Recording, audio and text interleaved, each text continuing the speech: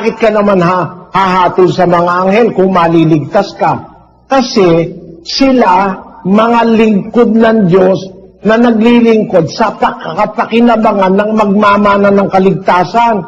1:14 ng Hebreo, Sis Luz. Hindi baga silang lahat ay mga espiritong tagapaglingkod na mga sinugo upang magsipaglingkod sa kapakinabangan ng magmamana ng kaligtasan? Sino ang pinaglilingkuran ng mga anghel, Sis Luz? Yung pong mga taong maliligtas. Yung mga taong magmamana ng kaligtasan, kaya nga ang tawag sa kanila, Anghel de la Guardia. No? Opo. Anghel de la Guardia.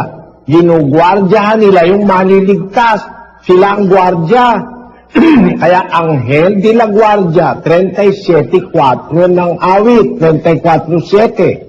Ang anghel ng Panginoon ay humahantong sa buong palibot ng nangatatakot sa Kanya at ipinagsasanggalang sila. Kaya yung gwardya nga eh. Kaya ipinagtatanggol ng mga anghel ng Diyos, yung mga natatakot sa Kanya, ipinagsasanggalang sila.